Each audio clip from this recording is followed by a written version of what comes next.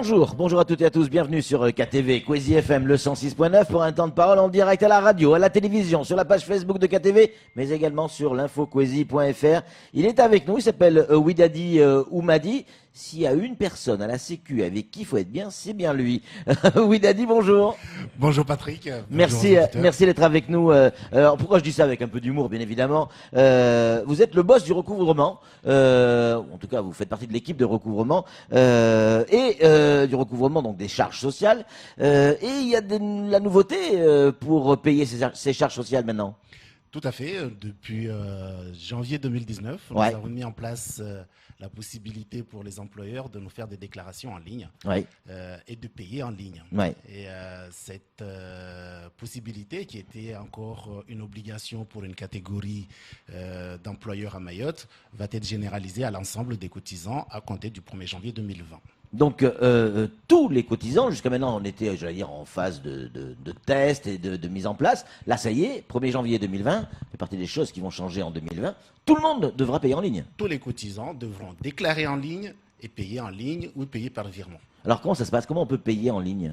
Tout simplement, on va sur le site www.ursaf.fr ou en passant par le portail netentreprise.fr, on crée un espace personnalisé et à partir de cet espace-là, on a accès à toutes les offres de services que la CSSM met à disposition des employeurs. Alors Widadi, imaginons, je ne suis pas un spécialiste de l'informatique, pas un spécialiste des sites internet.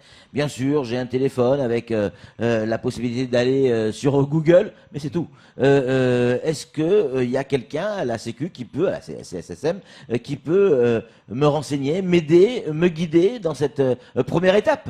Bien évidemment, nous avons mis en place un service relation offre de services qui accompagne par téléphone les cotisants qui le souhaitent, mais nous avons aussi dans nos accueils physiques des personnes et des bornes télématiques à partir desquelles les cotisants peuvent venir voir, peuvent venir s'informer, se former pour apprendre à utiliser les services en ligne. Quel est l'intérêt en fait de payer en ligne? Gagner du temps?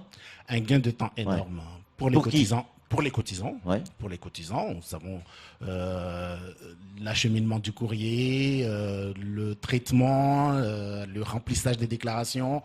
Un certain nombre de formalités vont être simplifiées pour le cotisant, mais le déplacement à Kawini sera aussi un gain de temps énorme pour nos cotisants. Oui, puis on économise les timbres, on économise les carburants. Très largement. Bien sûr. Et puis pardon, mais c'est vrai que l'attente aux différents guichets, même si je sais que la Sécu fait ce qu'il faut pour limiter ces attentes, mais elles existent tout de même.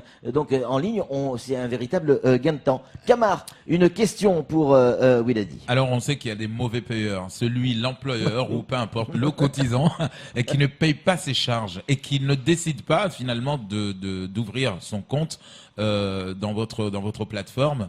Vous faites comment? Est-ce que vous l'envoyez quand même des rappels par courrier ou comment vous faites? Parce que s'il refuse, lui, il sait que une fois qu'il a ouvert son compte, il est facile à retrouver parce que vous pouvez tout de suite lui envoyer les mails, ce qu'il faut pour le rappeler. Mais comment vous allez faire? Est-ce qu'on passe par le système normal d'à l'époque? Alors, de toute façon, nous avons déjà chez nous identifié quasiment tous les employeurs à Mayotte, puisque une personne qui ouvre une entreprise s'immatricule au préalable auprès de la chambre de commerce, de la chambre de métier, ou alors si c'est un profession libérale, il vient s'immatriculer chez nous directement. Donc nous avons identifié quasiment tous les employeurs. Ça c'est une chose. Donc même si la personne ne passe pas par les offres en ligne, ces personnes-là sont identifiées. Donc on attend les déclarations papier actuellement. Si on n'a pas les déclarations papier, des pénalités, des majorations de retard sont appliquées à ces personnes-là. Pour la déclaration en ligne, très spécifiquement, il est prévu pour les personnes qui ne passent pas par les déclarations en ligne une pénalité de 0,20% pour toute déclaration qui arrive sous d'autres formes que la déclaration en ligne. Ah ouais. Et pourquoi cette pénalité? traiter toutes les personnes de la même manière, puisque vous voyez bien, c'est une obligation qui est légale. Ouais. Et il y a des personnes qui se conforment à cette obligation-là, et puis d'autres personnes qui ne s'y conforment pas. Pour celles et ceux qui ne s'y conforment pas, ils auront... C'est-à-dire qu'avec le système de dématérialisation, aujourd'hui, on veut inciter tout le monde à passer avec le zéro papier, quoi, comme on disait. C'est dans l'air du temps. Les administrations se modernisent et nous incitons très fortement nos usagers à passer par ces offres dématérialisées. Le plus important, c'est de faire sa déclaration en ligne. Le paiement viendra après. Il y a des entreprises qui ont des soucis en ce moment, avant et certainement encore demain. Il y a des possibilités de mettre en place des échéanciers, des étalements, etc., etc. Mais le plus important, c'est la déclaration. C'est la déclaration qui est la plus importante. Ouais. Une entreprise qui rencontre des difficultés de trésorerie, ça arrive. Ouais.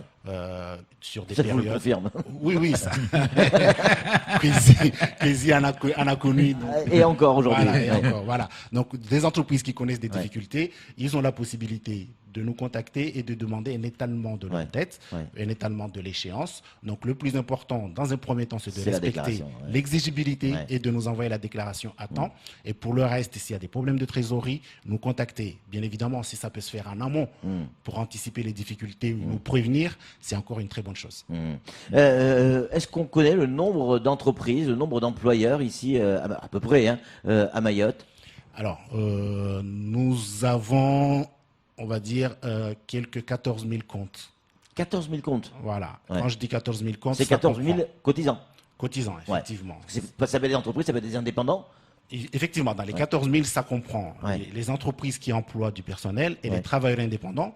La plus grosse partie de notre fichier qui représente 9 000 travailleurs indépendants à Mayotte. Ça représente combien en cotisation annuelle, en recettes pour la sécurité sociale? En 2018, nous étions autour de 150 millions d'euros. 150 millions d'euros, c'est quand même beaucoup d'argent. Liquidé, voilà. Tout à fait. Kamar, encore une question pour notre ami Ouidadi. Alors aujourd'hui, on sait qu'il y a une base de données qui relie presque tous les services de l'État, enfin le service public. Est-ce que la personne qui va, par exemple, faire sa déclaration chez vous, qui ne le fait pas, mais qui donne peut-être de fausses informations, est-ce que vous pouvez remonter jusqu'au service des impôts, vous dire qu'est-ce qu'il a déclaré, parce que là on comprend pas. Est-ce que ça c'est ce qui se... Il y a des liens entre les différents services? Bien évidemment, nous travaillons entre les différents services. Alors nous ne sommes pas un service de l'État, nous sommes un organisme privé en charge d'une mission publique. Et nous travaillons très étroitement avec les services de l'État, la DIECT, les impôts, et puis d'autres services, même les forces de l'ordre, puisque nous sommes amenés à faire des opérations de lutte contre le travail dissimulé, par exemple. Nous y participons dans le cadre notamment du avec la brigade financière. Exactement, dans le cadre du CODAF, la CSSM participe parce que nous avons un corps de contrôle avec des inspecteurs qui sont là pour lutter contre...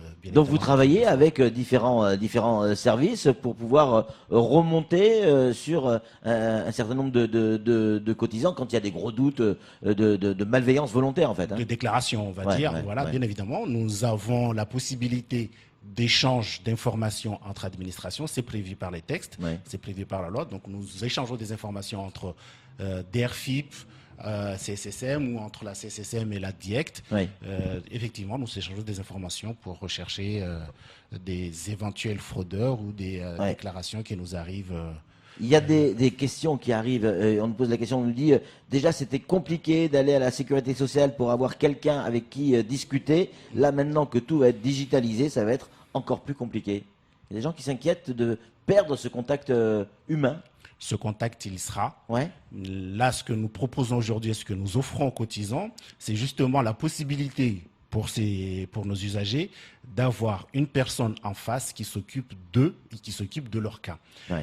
Toutes les tâches que nous faisons aujourd'hui, qui sont d'enregistrement des déclarations, la saisie des données, ces tâches-là vont être dématérialisées et nos gestionnaires vont avoir plus de temps à consacrer à la gestion des comptes et au contact et à la relation avec le cotisant. C'est une offre que nous proposons et nous espérons que quand tous nos usagers auront adhéré à ce nouveau système, nous pourrons effectivement consacrer beaucoup plus de temps à nos usagers. Hier, on recevait des spécialistes de Chorus Pro qui nous expliquaient que il y avait des entreprises aujourd'hui qui n'avaient pas encore d'adresse mail. Vous rencontrez également ce cas parce qu'une entreprise qui n'a pas d'adresse mail, c'est compliqué pour rentrer dans le numérique. Il y en a encore, il y en a beaucoup. C'est incroyable ça. Une grosse partie des entrepreneurs et des entreprises, c'est des toutes petites entreprises. Ouais, micro-entreprises. Micro-entreprises, ce sont des personnes qui sont encore réfractaires au digital et à l'informatique. Ouais. Nous incitons très fortement, c'est pour ça que nous avons mis en place chez nous les bornes télématiques aux accueils. C'est à destination de ce public-là, pour que ces personnes-là, s'ils le désirent, et d'ailleurs nous les invitons à venir, il y a des personnes qui peuvent les accompagner pour ouvrir un compte mail et pour ouvrir un compte sur URSAF. C'est-à-dire que vous allez les aider à ouvrir même un compte mail, une adresse mail. Nous allons les accompagner. C'est bien ça. Nous allons les accompagner de la création du compte jusqu'à la déclaration. Des messages qui arrivent également. Jean, je comprends le français, mais j'ai du mal à le lire. Je n'ai jamais été un bon à l'école en français. Je ne comprends rien au site internet. Nous avons prévu des personnes à l'accueil, aux accueils de la CSSM. Qui parlent les 2 langues, les 3 langues, les 4 langues. Qui parlent Chimaoré, qui parlent Chibushi, qui parlent français. En anglais, on n'y est pas encore, mais... C'est facile. Welcome in my country, Mais nous avons les personnes, dans nos accueils, nous avons des personnes qui maîtrisent les 3 langues qui sont parlées ici à Mayotte. Et donc, la personne vient avec cet agent, passe le temps nécessaire pour... tout voir et tout mettre à jour, quitte à créer, vous le disiez à l'instant, une adresse mail et rentrer dans l'ère digitale. Camar. Alors, j'avais posé la question, pareil, pour l'équipe de Chorus Pro. Est-ce que pour l'artisan, l'employeur qui est au fin fond de Mayotte, est-ce que pendant le processus, il n'y a pas, c'est pas prévu, par exemple, qu'une équipe de chez vous puisse se déplacer dans une mairie avec une borne ou avec un ordinateur pour montrer à ceux qui ont du mal à déplacer ou qui n'aiment pas surtout venir à Mamoudzou pour venir profiter de vos bornes. Est-ce qu'il n'y a pas une équipe qui va aller sur le terrain en contact de ces gens-là? Alors, c'est pas prévu, c'est pas prévu pour une raison que j'ai prise, c'est que la plupart des entrepreneurs, très souvent dans la journée, ils sont sur des chantiers, ils sont sur des à l'extérieur. À l'extérieur. Donc, ce que nous avons mis en place, c'est des accueils sur rendez-vous à la CSSM. D'accord. Aujourd'hui, la personne qui le souhaite, soit il vient comme ça quand c'est ouvert, il vient, ou alors il prend rendez-vous et à ce moment-là, il aura une personne qui pourra l'accueillir aux heures et au moment qu'il le souhaite pour mettre en place et le compte et pour déclarer. Est-ce que là, pour les faire comprendre qu'il faut absolument passer par en ligne aujourd'hui pour sa déclaration, est-ce que là, ils ont déjà reçu des courriers ou des mails? Les courriers vont partir, c'est déjà prévu, c'est déjà dans les tuyaux. Les mails aussi vont partir, les coups de téléphone vont partir. Là, nous avons commencé depuis la semaine dernière cette campagne, campagne de presse, radio, et il va y avoir des courriers individuels pour inciter ou pour informer le maximum de personnes à passer à ces offres de services en ligne. Il y a une... Comment on dit, une deadline, une date limite. Une date limite pour finir ces inscriptions. À partir de quand tout le monde devra être passé au digital? Dès la première déclaration du mois de janvier 2020, c'est-à-dire là, nous sommes encore en train de faire les déclarations de 2019, mais dès janvier 2020, la déclaration est exigible au 15 février 2020. Il faudrait que cette déclaration soit faite en ligne. Oui, déjà. Donc là, ça c'est. C'est là. C'est pour d'ici quelques semaines là. Les 2 semaines qui arrivent là pour finir l'année et les 2 premières semaines du mois de janvier. On va aller jusqu'à fin janvier. Il faut que les personnes adoptent parce qu'il faut laisser aussi le temps aux entreprises de faire les payes. Mais dès qu'ils auront fait leur paye, il faudrait qu'ils passent à la déclaration en ligne et la deadline. Si on le dit, la date limite, ça sera l'exigibilité. On y essaye. En tout cas, c'est un gain de temps pour les entreprises, c'est un gain de temps pour les cotisants d'une manière générale, un gain de temps également pour les agents de la sécurité sociale, ce qui laisse plus de temps pour traiter d'autres dossiers et peut-être plus en profondeur. Quand on a plus de temps, ça paraît normal. Et puis, qui dit gain de temps, Camar dit gain d'argent et donc de productivité pour tout le monde. Et puis, on le disait aussi, on est à l'heure du digital, c'est vrai, mais à l'heure également de la protection de l'environnement, de notre île. Et passer des heures dans les bouchons avec un véhicule, essence ou diesel, désolé, mais ça arrange pas la nature. Aujourd'hui, on peut l'éviter avec une déclaration en ligne. On va tous plus vite. Et puis, on peut le faire à l'heure qu'on veut, sur son ordinateur. puis, Même c'est un s'il peu- est au début, on a quelques difficultés, on l'a bien compris. Tout le monde n'est pas. Il y a des agents spécialisés qui vous accueillent. En conclusion, Camar. Oui, non, mais je voulais juste dire, vous avez raison de le souligner, parce que même ceux qui remplissent les formulaires pour leur déclaration, des fois on peut se tromper, on est obligé d'aller chercher notre formulaire parce qu'on a griffonné un peu le papier, alors que là, avec l'ordi, on efface bien sûr, on efface rapidement et on remplit la bonne saisie, quoi. Exactement. Et la déclaration est archivée. C'est Ouais. ça. Elle est disponible en ligne, aussi bien pour le cotisant que pour la CCC. Est-ce que vous allez oser nous dire bonne année?